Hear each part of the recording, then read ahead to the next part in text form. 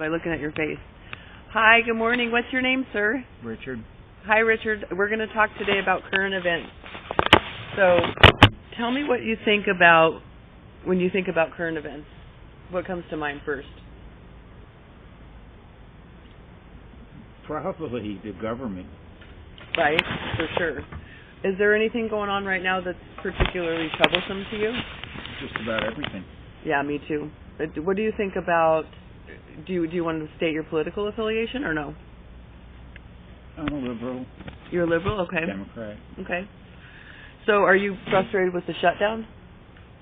Oh, it's ridiculous. There's a lot of people getting hurt by it. Not only government employees, but other people.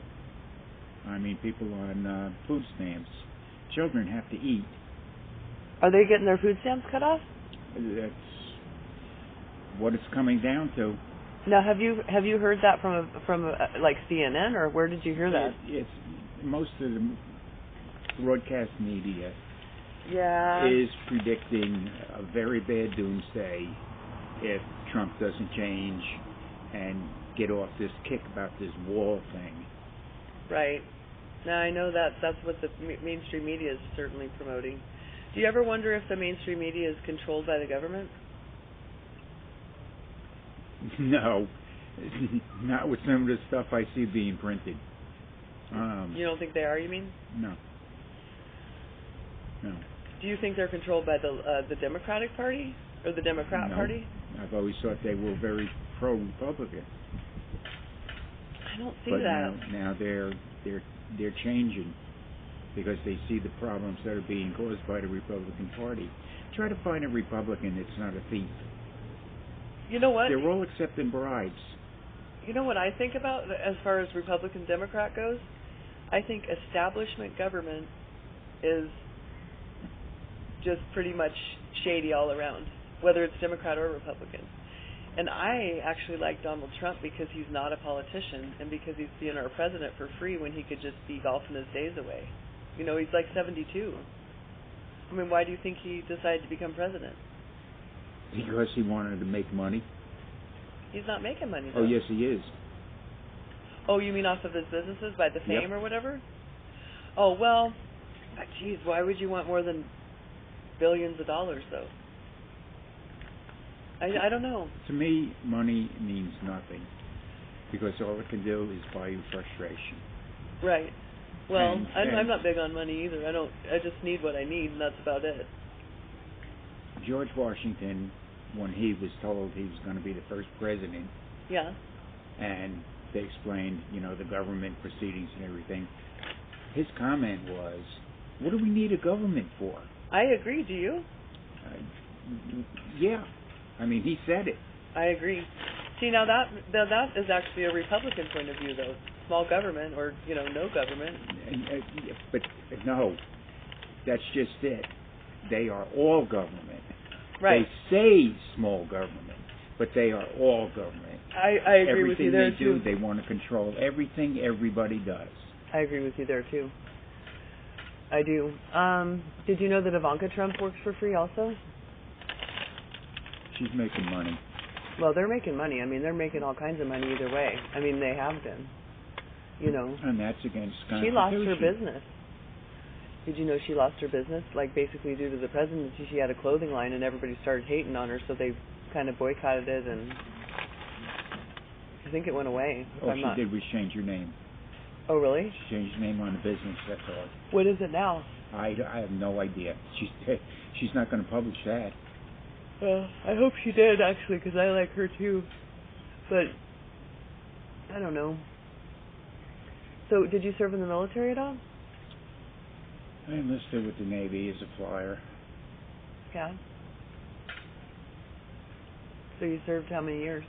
Well, that was just it. I never got to serve. For medical or something? No.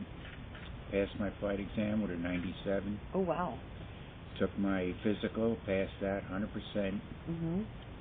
I was told I would be on duty 6 years overseas. After the 6 years, I would have to re-up for 12. Right.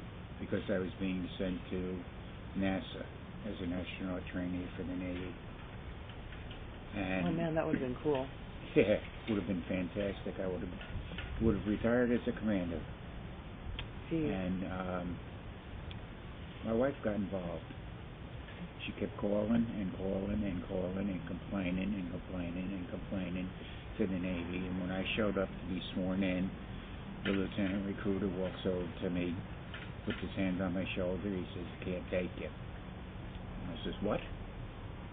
She didn't want you to go? No. Jeez, that's lousy, though. She claimed it was a hardship for her. Oh my gosh, are you married to her still? No longer. I should have divorced her. That's shitty. Because I could have gone right back and they would have sworn me in. Yeah, you kind of passed up a dream on that one. You kind of were forced into passing up a dream. Well, when the lieutenant called me to give me the results on the flight exam, I said, "I did really bad, didn't I?" He says, "No." He says, "You did very good." He says, "You passed it with a 97. He says, that was the highest score we've ever had. Oh my gosh. He says, wow. And what did you do? When did you start flying? When you were about 5 years old? And I said, "Sir, I'm sorry, but I've never even been in an airplane as a passenger." Oh my gosh. And How'd you do it? It's common sense. Is it so it's just written questions? It's a lot of questions about what that aircraft is doing when you do this, when you do that. Are you an engineer or something? No. What is your trade or your? Well, actually, I'm a retired social worker. Oh, okay. So that's kind of related though too, really, to thinking into things. Well, with flying, it's just common sense. You see the horizon. If you lose the horizon, you're finished because you don't know where you are. You don't know where you're going. So you focus on the horizon when you fly, is what you're saying? Yeah. But how'd you know that? I didn't know that. It was just. For me, it was common sense. Wow, that's cool. As long as you can see the horizon, you know where you're going. Well, maybe you'll fly now. Maybe you'll fly planes now. I tried to get my commercial pilot's license down here, helicopters, which is what I wanted in the Navy. Ooh, that'd be cool. And I've never been in one. They told me it's $30,000. I said, "Yeah, okay, I'll write you a check. Of course, it's going to bounce, but you know." What if you just got a loan for it though, like you would for a school, like a student loan, but not a student loan, just a loan from the bank? First of all, to get hired by a company as a transport pilot, you've got to have at least 300 hours airtime. And that costs money. That costs money. Yeah. Yeah, I actually had a guy that I dated that was a private pilot, and he wanted to be a commercial pilot, but he just couldn't get the flight hours in because of the money. Yeah, that's right. Well, in a helicopter, it's expensive too. Plus, you take most helicopters that are used for businesses where they shuttle executives from, say, Miami to Orlando. They have to refuel when they get to Orlando so they can get back to Miami. Because the gas tanks on those machines are not that big. You can't fly across the country in a helicopter. At least not a regular 6-passenger. Have you been in one? Have you ever been in one?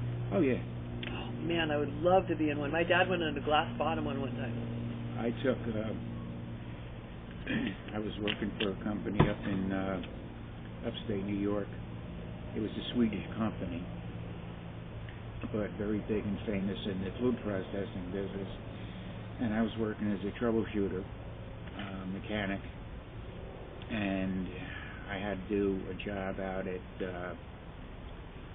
Alpo Dog Food in Ohio. So you had lots of jobs, or more than one. Oh, yeah. Social work was just one of them, but you're mechanically inclined. I was a motorcycle mechanic. So you really are kind of an engineer type of a mind. Anyway, I'm sorry to interrupt you, but I think you are.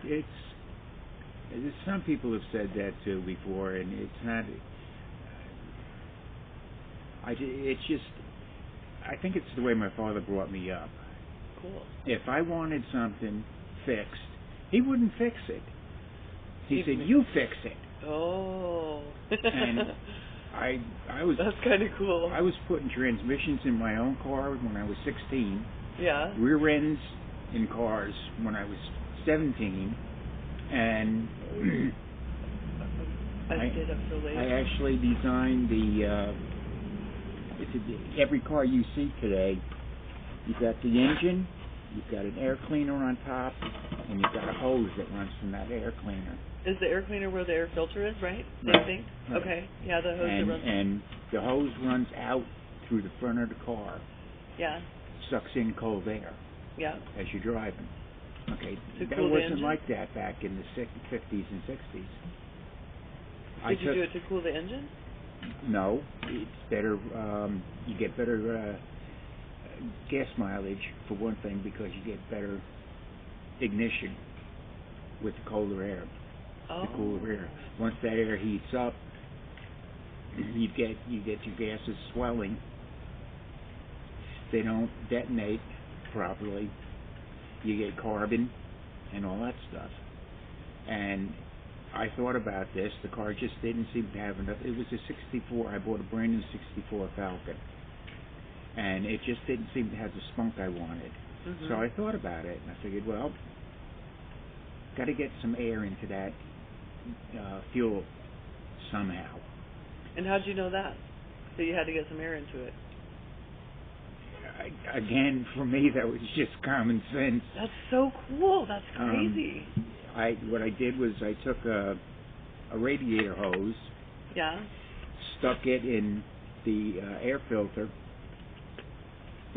where the tube comes out of the air filter. Uh-huh. I stuck the radiator hose in there, clamped it. Then I ran it to the front of the car, cut a hole in the firewall, and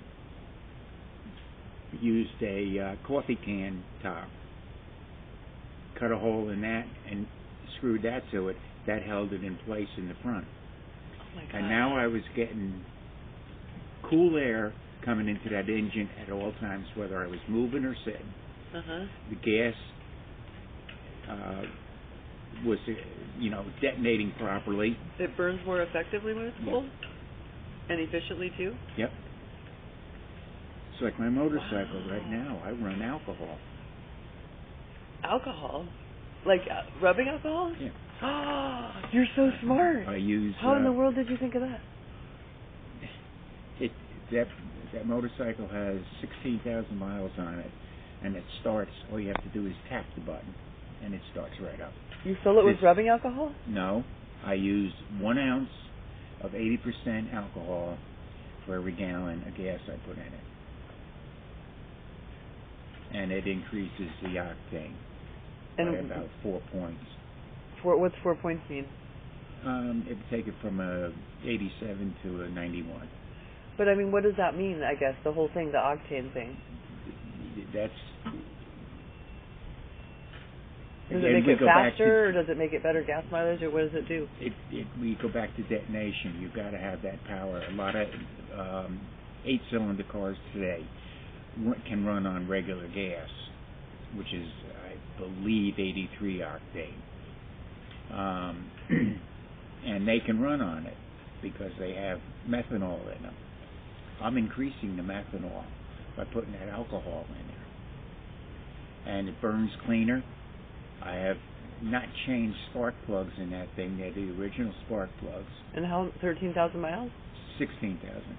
Well, 17,000. It just turned 17,000. And it still has the original spark plugs in it. So that's great, right? Yeah. I don't have to tune it up constantly. And you just thought of that too? Well, my first motorcycle, that's what I started using. I started putting alcohol in and mixing it with the gas. And just because you thought that you would do it? Or does alcohol cool things down, or what? No, it gives you a better detonation. I don't get it. Some people get it, but I don't get it. You get a hotter explosion. And that makes it makes faster, it more efficient, right? Quicker, and it keeps it cleaner. Wow. So do you put alcohol in your car? Right now, I don't have a car. But if you did, would you? Yeah. Same ratio? Yep.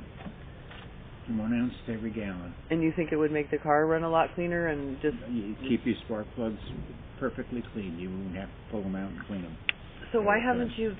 Have you shared this knowledge with people? I'm sure you shared it with friends in your circle and stuff, right? Yeah. And, you know, I run across a lot of guys with scooters, and they're complaining they can't get it started, and they're out there cranking on it. It's because the spark plugs are getting fouled. So I tell them, use an ounce of alcohol for every gallon of gas you put in it. And I said, it'll keep your spark plugs cleaner, it'll give you a hotter fire, and a bigger explosion. So you'll be all set. And they start using it, and they come back to me and say, all I have to do is hit the button, and it starts right up now. That's amazing. So my viewers are going to, or anybody that hears this is going to love it. I mean, that's amazing. Now, so... let's go back to the car thing where you put the radiator hose to the front or whatever, you know, to the vent in the front. Did you like introduce that idea to the auto industry then? No. Oh, okay. But technically you're an engineer. I asked you if you were an engineer and you said no, but you just engineered that, so you're actually an engineer. Again, we go back to common sense. Oh gosh, that's not common sense for most. This is. You've got an engine sitting in a compartment in a car, and it's got nothing but a tube coming out of the air filter, and it's sucking in all those gases and all that heat from the engine. Mm-hmm. That's not good for detonation.